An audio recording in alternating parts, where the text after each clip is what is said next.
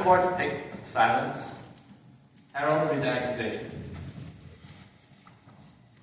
The Queen of Hearts, she made some tarts all on a summer day. The Knave of Hearts, she stole those tarts and took them quite away.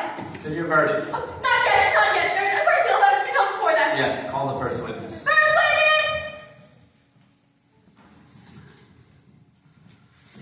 I beg your pardon, Your Majesty, for bringing this in, but I hadn't quite finished my tea when I was sent for. Oh, you ought to have finished. When did you begin? 14th of March. I think it was. 16th. Write that down. Take off your hat.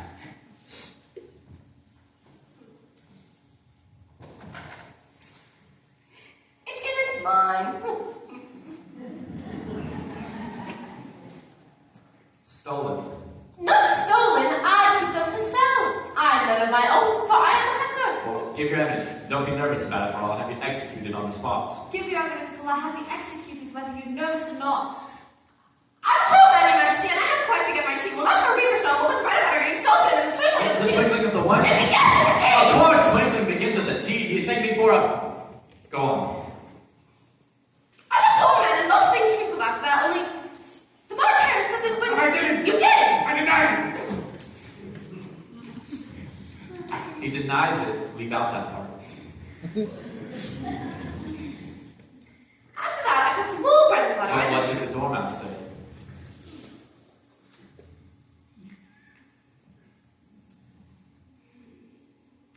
That I can't remember. You must remember, or have you executed.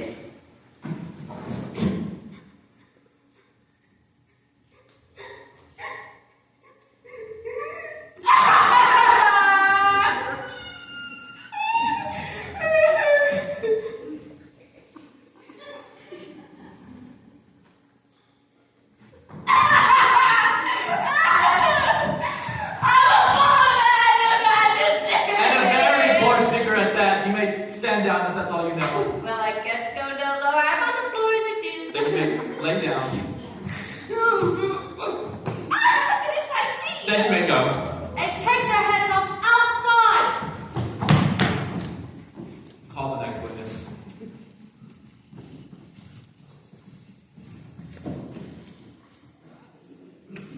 Give your evidence. Jack! You actually can cross-examine the witness. If I must, I must. What are tarts made of? Call up that dormouse. Behead that dormouse. Turn that dormouse outside and coax and press and pinch her off with the whiskers. Mr. Cat, how are you getting along? They're awfully fond of beheading people here. It's a great wonder that anyone's still alive. How do you like the Queen? Oh, not at all. She's so extremely... Who are you talking to? It's a friend of mine, a Cheshire Cat. Allow me to introduce it. Oh, I don't like the look of it at all.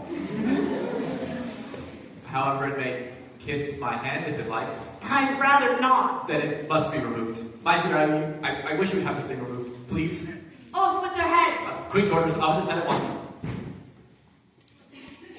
I certainly can't cut off a head if there isn't a body to cut it from. Anything that has a head can be beheaded. Don't talk nonsense. I've never had to do such a thing before, and I'm certainly not going to begin this late at night.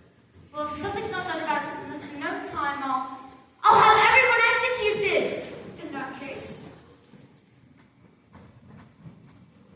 No, it disappeared. I certainly can't behead a head that's not here. Never mind. Call the next witness.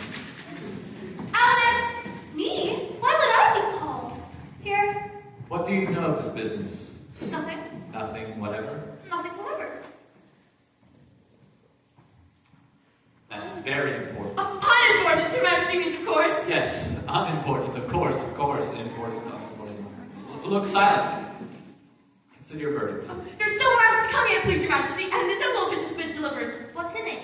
I haven't opened it yet, but it seems to be a letter written by the prisoner to somebody. Well, it must have been written to somebody, unless it was written to nobody, which is usual, you know. Well, who is it directed to? I haven't opened it. There isn't anything written on the outside. It is a letter of throat, it's just 7 verses. Is it in the prisoner's handwriting? No, it's not, and that's the strange thing about it. Well, then she must have force someone else's hand. Please, Your Majesty, you must believe my innocence. I don't even care for tarts. I want a toast and butter one myself. Besides, I didn't write that letter, and you can't prove I did. There's no name sent at the end. Well, that only makes matters worse. You must have meant some mischief by this, otherwise you would have signed your name at the end like an honest woman.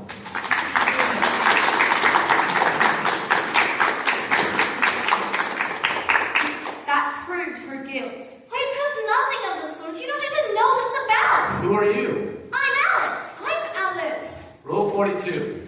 No more than one person and or creature in the court at any given time. All persons in duplicate must leave the court immediately. I'm not a duplicate. I'm the only Alice. Me too. You are... Clearly a duplicate. Well, I won't go at any rate. Besides, you only made up the rule today. It's the oldest rule in the book. Then it ought to be number one. First up here, please, Majesty. Start at the beginning, wait till you come to the end, and stop. They told me you had been to her and mentioned me to him. She gave me a good character, but said I could not swim. I gave her 1, she gave him 2. You give us 3 or more. They all returned from her to you, though they were mine 4. The notion was that you had been before she had this fit, an obstacle that came between she, ourselves, and it. That's the most clear point of evidence we've heard all day. So now we can let the jury If decide. any one of them can explain it, I'll give them a nickel. I don't believe that there's an ounce of meaning in it. If there's no meaning in it, then we needn't try and find any, as it would be pointless. Yet, I don't know, I seem to see some meaning in it. I mean, it says you could not swim. You can't swim, can you? Do I look like it? Okay, so far. Said she gave her 1, and she gave her 2. Why, that must be what she did with the torch, you know? But it goes on. They all returned from her to you.